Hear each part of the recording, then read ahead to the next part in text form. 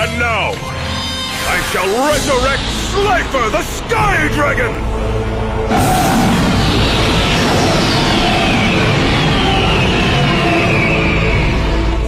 Oh man, he just brought back an Egyptian god! Slifer's attack points are determined by the number of cards in my hand. And since I'm holding 4, he now has 4,000 points! Hey guys, this is Slifer Maniac. Guys, it's about time. I have to admit, ladies and gents, that I've been very, very lazy regarding Yu-Gi-Oh! Not in general. Like, I was doing a lot. Having work, doing sports. Now I'm having, short 3 days off since Sunday. But that's why I'm saying I was lazy. I was doing a lot of stuff with learning concerning university and other creative stuff, but not that much related Yu-Gi-Oh! You know what I mean? Like, I made some purchases and bought some things, but I didn't produce any videos, so mea culpa, you could say, all my fault. But anyways, so today we will be doing the deck profile of none other than the very genius lady that we see right before ourselves, which is the deck profile of none other than Rebecca Hawkins. So Rebecca Hawkins, a pretty genius kid, you might say. I would regard her more like a teenager who skipped grades and was doing her way very fast into university, but also was a geek and a computer freak, so she was also a technic freak, and was pretty genius concerning that topic. So she was or is rather the niece of the famous Professor Arthur Hawking, who was a famous archaeologist who worked together with Solomon Muto, the grandfather of Yugi Muto. And in the filler arc we get to know her. She wants to have back the Blue Eyes White Dragon, which Solomon got from Solomon Muto, the grandfather from Yugi, got from Professor Hawkins, which was a gift for her, gift for him. And then Seto Kaiba, of course, won it from Solomon Muto, and then destroyed it and cut it in half, and then he had to put it together. And Rebecca was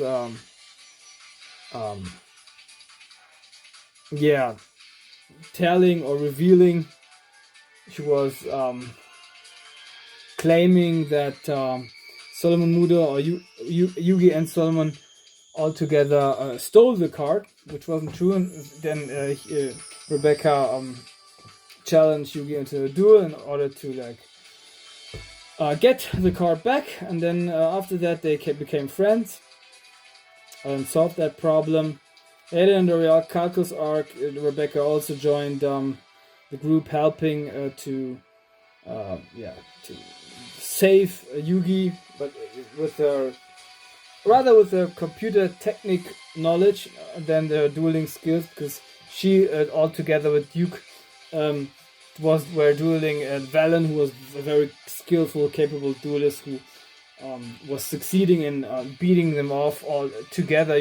There were 2 duelists at the same time dueling against him, and he still succeeded in winning against them. So but in the championship arc, she was becoming part of the elite duelists for the Grand Championship, and was going through the ranks very fast, defeating one opponent after another.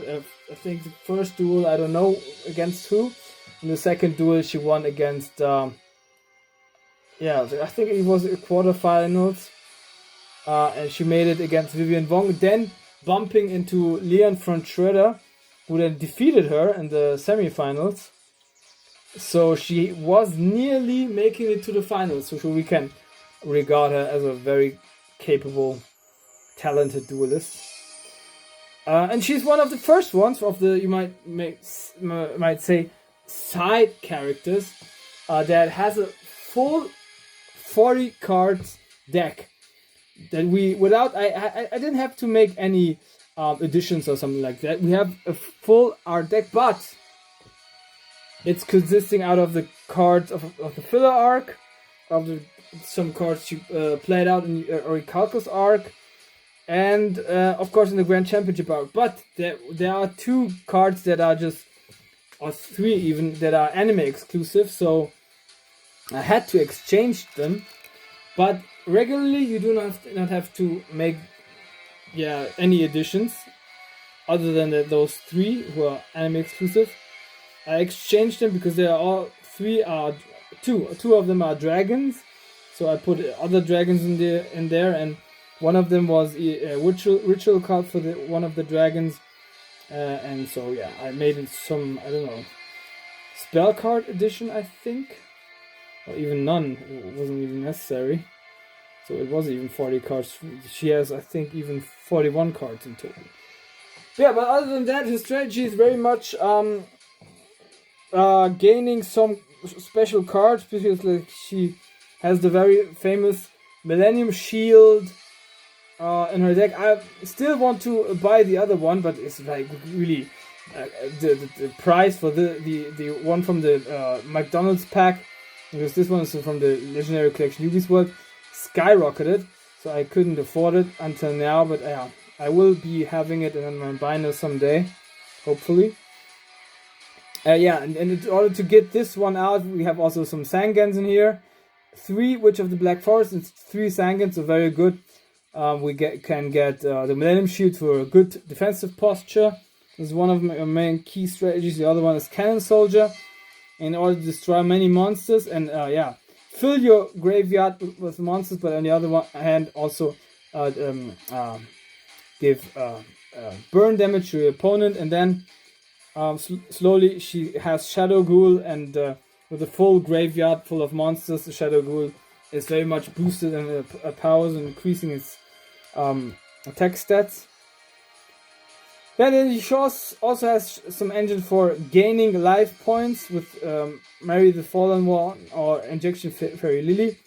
On the other side, to like pay life points in order to increase her attack stats. And then of course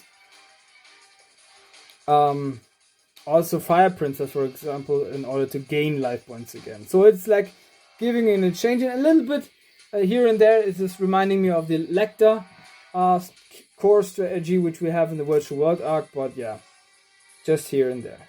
So let's dive into it, and then we analyze it in detail. Just a little bit like a lineup, an overview, you might say. So first of all, of course, like I said, a very strong special card. I also love this card in terms of the artwork, also in defense stats, is the Millennium Shield, because it's really like referring to the old Egypt with Millennium Eye, of course. Eye of Ujat. Earth attribute, 5 stars, warrior type, 0 attack, and 3000 defense. I think Labyrinth Wall also has the same stats. Might be mistaken, but I think it was also 3000. Yeah. So here we go. Very good defensive posture. But other than that, because we have to tribute in order to summon this card normally, she had 1 giant soldier of stone, of course, also typical Yugi card. Earth attribute, 3 stars, rock type, 1300 attack and 2000 defense. So another one of those defensive, strong defensive tactics that she had in there. Then 2 cannon soldiers. I mentioned it. She wants to destroy her own monster cards in order to relieve, relieve, you might say relieve herself in order to be one step nearer to her own target, which is bring out her Shadow Ghoul eventually, and then boosting in attack stats, but with the many monsters in the graveyard. But on the other hand, also of course, in order to put burning effect damage into your opponent. So Cannon Soldier is a dark attribute, got 4 stars in machine type with 1400 attack, 1300 defense. Its effect works like that. For 1 monster on your side of the field as a tribute, in order to put effect damage to your opponent's life point by 500 points. So if you do it like, I don't know, 3 or 4 times, it can be very powerful, or more even. Then a card which I never saw anyone other than her playing out in the anime, which is Electric Snake. Light attribute, 3 stars, 800 attack, 900 defense. It's in Thunder type, and it works like that. If this card is due to an effect of your opponent being brought from your or discarded from your hand to the graveyard, then you can pull 2 cards. So also we have a draw power effect, and also for against specific decks that might be very much effective, like decks which like have cards like Delinquent Duo or Confiscation, or something like that in their deck. Then, as I already mentioned it's very essential to this deck is we do have Sangan, a dark attribute, 3 stars and field type with 1000 attack and 600 defense. Of course, if this card is brought from the field to the graveyard, then you can take 1 monster from your deck with 1500 attack or fewer and bring it to the hand. Like, she had this card 3 times, so I also have this card 3 times. Many monsters which I can get from here. The Electric Snake is one example, 2 Cannon Soldiers also, and also those 2. So Sangan is very essential. You can get out many monsters with that strategy. And many more, which are to come. She had 1 Skelangel, light attribute, 2 stars, fairy type, with 900 attack and 400 defense. Its flip effect is you can draw 1 card. And of course, also this card you can retrieve with the effect of Sangan.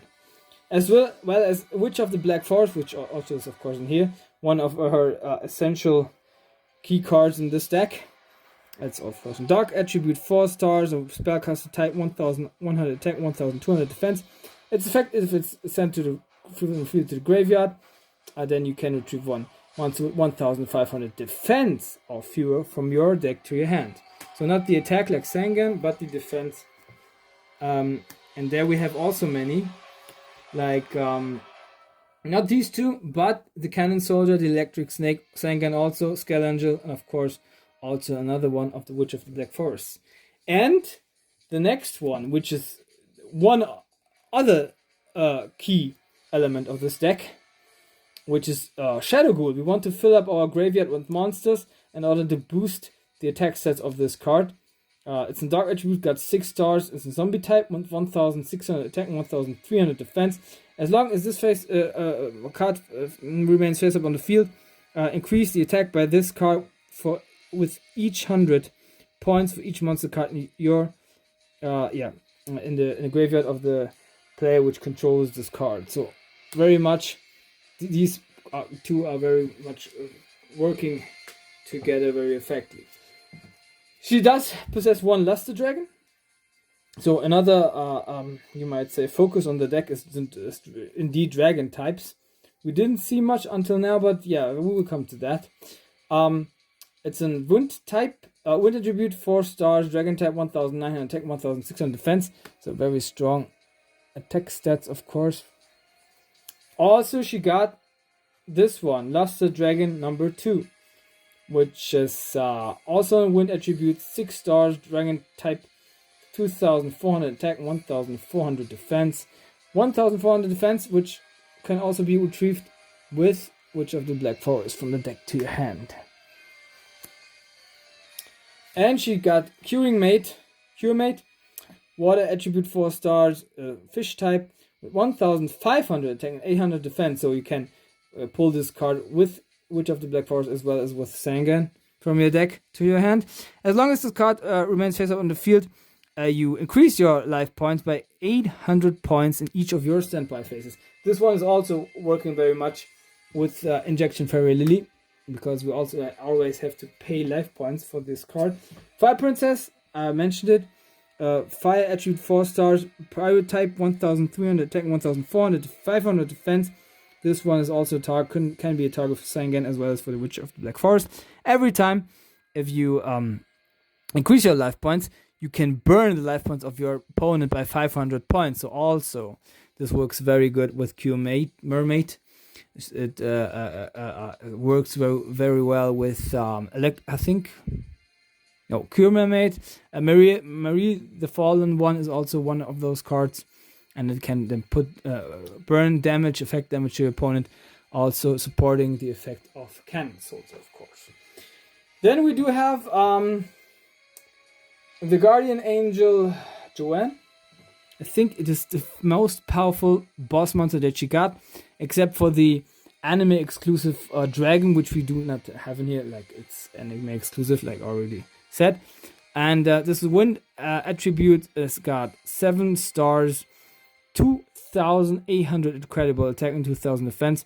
Fairy type. If this card destroys one monster as a result of battle and is brought to the graveyard, you increase your life points by equal to the amount of the base attack of the destroyed monster. So another possibility to increase your life points, helping us to play the effective effect of Injection Fairy Lily. Earth attribute 3 stars, spellcast attack 400 attack, 1,500 defense. You can also get this with Witch of the Black Forest as well with Sangan from the deck to your hand. And this effect works like that. During the battle damage, during the damage step, you can pay 2,000 life points in order to increase this attack's card by 3,000 life points. I love this strategy in my deck, so I can very much relate to that. But pay 2,000 very much. So like these effects and the Q Mermaid, and also the next card, Mary the Fallen One, will be necessary in order to not lose too much life points, but keep this card on the field and in effect. Mary the Fallen One, Dark attribute 5 stars, 1,700 attack, 1,200 defense. As long as this card is remains in the graveyard, you get to each of your standby phases by 200 points. So very, very effective. Not in first turn, like if the battle or the duel drags on, then it will become more effectively with time, as the numbers are mounting slowly but remorselessly. There was Ruby Dragon, as an enemy exclusive card with I think 1,600 attack with 4 stars. So I gave her a stronger monster even, but with 4 stars, which is the Light Attribute 4 stars, Alexandrite Dragon, a dragon type with 2,000 attack and 100 defense. So also can search this with Witch of the Black Forest at least. Then another exchange I made. I think there was Diamond Head Dragon which she had. So I made an exchange. I changed it for 2 other cards, which was Labradorite Dragon, a dark attribute 6 stars, a dragon tuner, but we ignore that fact because it's a normal monster. 0 attack and 2,400 defense. I'm not sure. I think the Diamond Dragon had also great defense stats, so that's why I had the idea to make that, but I'm not sure anymore because it's been some time. And other than that, also we have Lapis Dragon in here, a water attribute 5 stars, a sea serpent, 0 attack on 2,600 defense, also in tuner, but it's not the reason why it's in here. We ignore that fact. If this card in your hand is you got from your deck to your hand, which we can do with Sangan, as it's got just 0 attack stats, you can show this card, special summon it, and if this card in your hand is put there by a graveyard effect, you can show this card and special summon it as well, but banish it if it leaves the field, and it's once per turn effect. So very good effect we can bring with Sangan and then special summon right away. So another very handy practical effect. So this is my monster lineup. Yeah, more than enough. 4, 5, 6.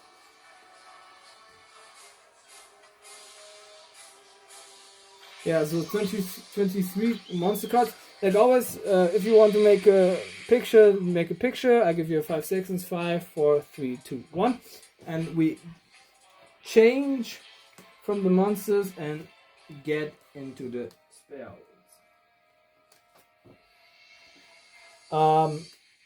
So like I said, this deck is also very much focused on dragons as well. So like I think half monster lined up, about the half consists of out of dragon type monsters. So she had also a couple of dragon spell cards in here, but before we come to that, we have Stop Defense, a very classical card, and of course its effect works like that.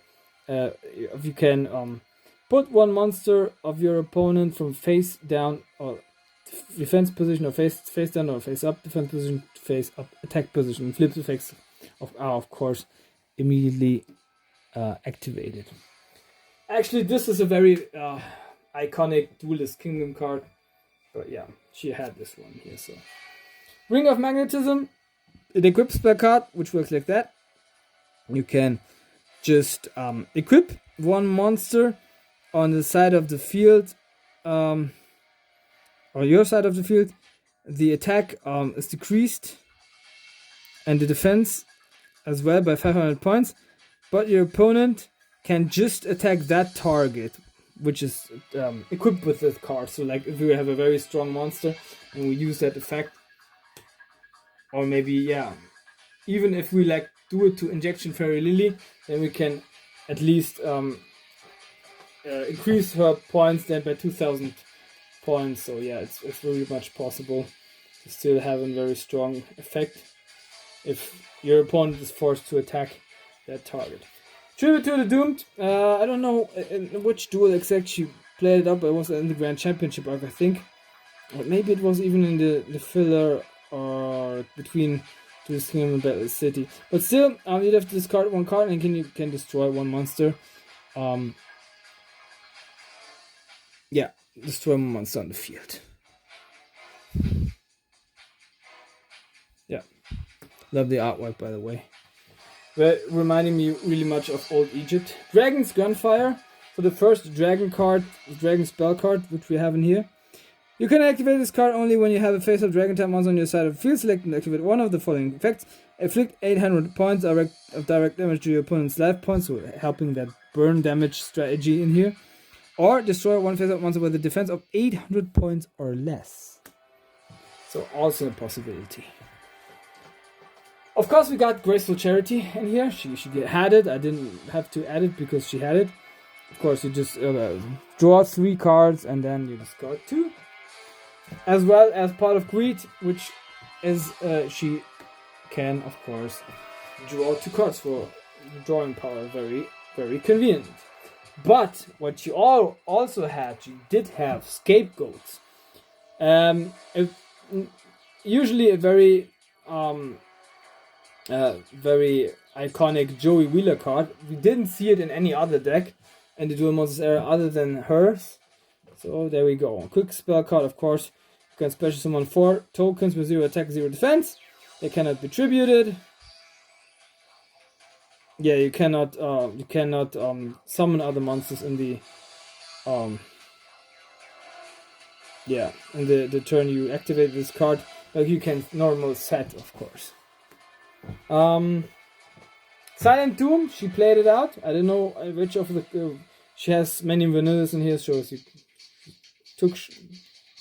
activated this card and brought a normal monster from a graveyard and face up defense position.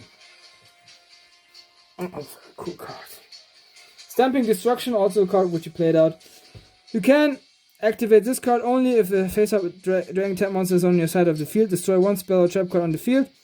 In order to put 500 effect damage to the very player that spell or trap card that has been destroyed or has been controlling the card that has been destroyed. Spell or trap card. So also giving us the advantage playing in that very strategy with the burning effect damage. Shallow Grave, special summon engine. You also and your opponent can special summon one monster with face down defense position. Token Thanksgiving also introducing into that very deck.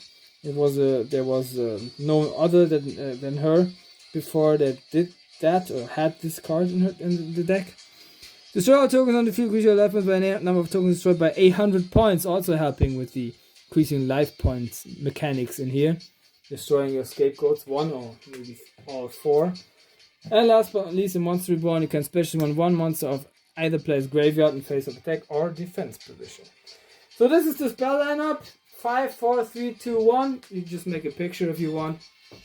You want to build your deck after that. Then maybe play against opponents. I think this deck has a great consistency. But I would love to try it out sometime.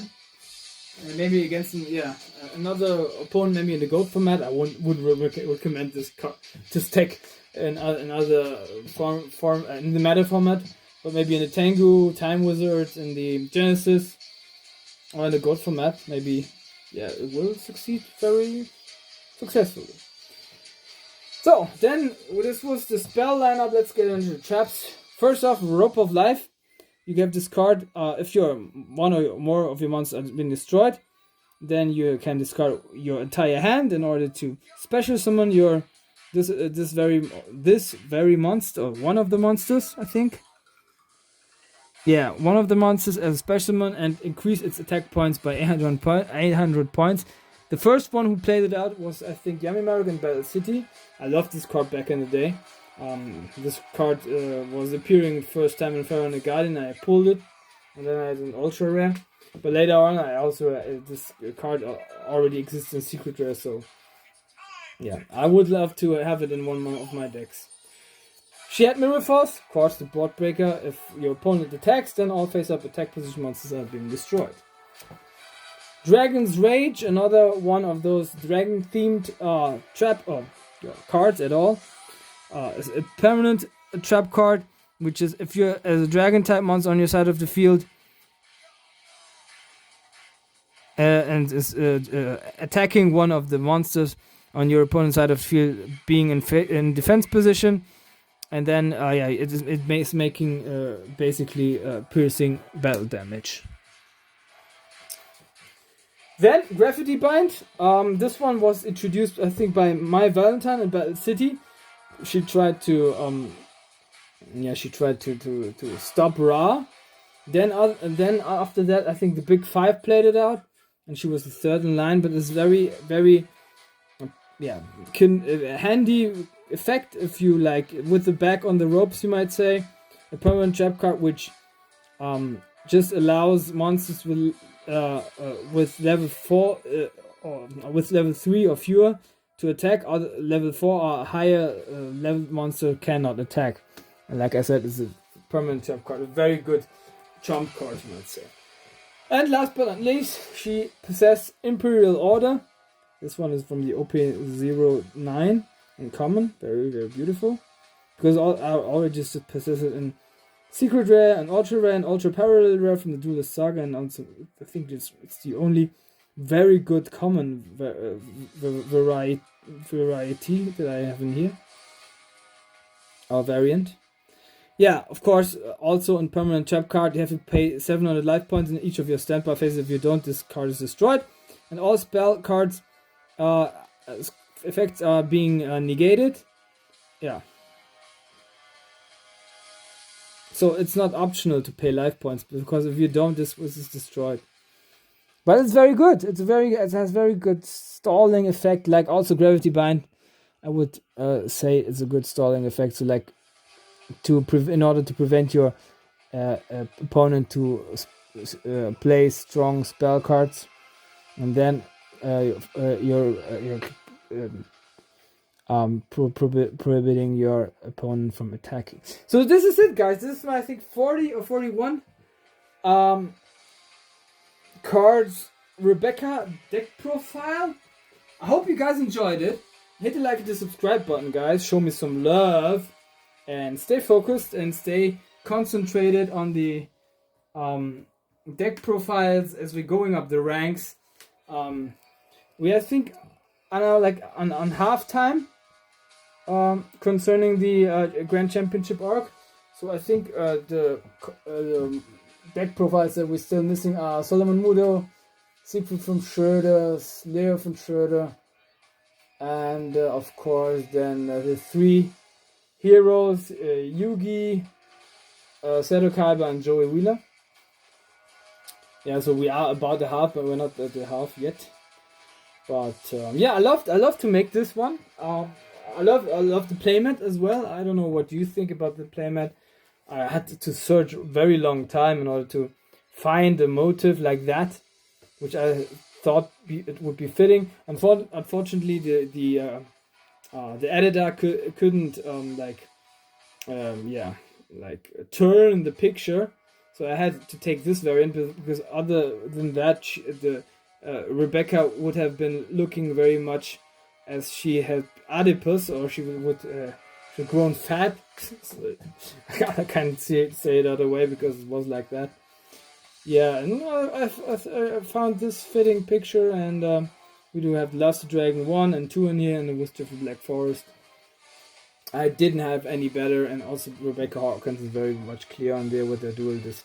So I loved it. Love also the contrast from the dark tones to the blue tones in here. I don't know what you think about it. Yeah, but other than that, I will be continuing going up the ranks. I think maybe Siegfried von Schröder might be next. Because I have to, for Solomon Muto, I prepared something special.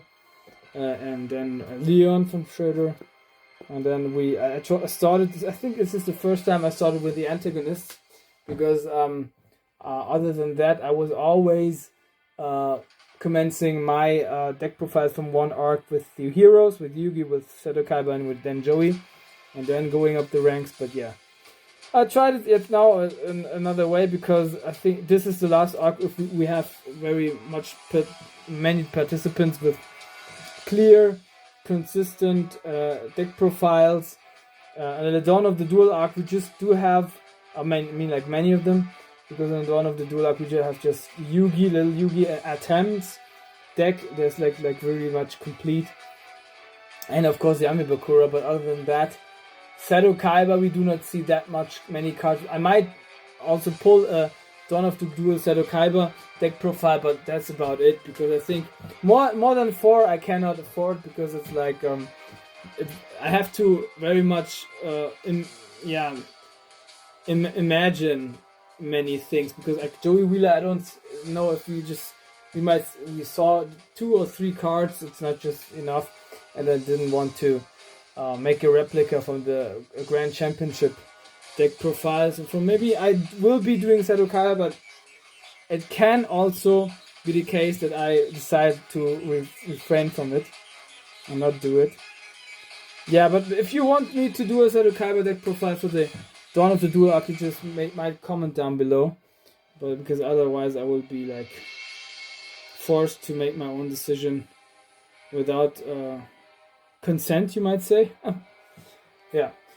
Okay, so I will be also doing some openings these days. I got some cool boosters, sets, structure decks, and so on. So I will be doing one opening or the other. Yeah. As always, I hope you guys have a good morning, a good midday, good afternoon, good evening, and a good night whenever and wherever you witness this one. This is me, your Slifer Maniac, and I wish all of you a big peace.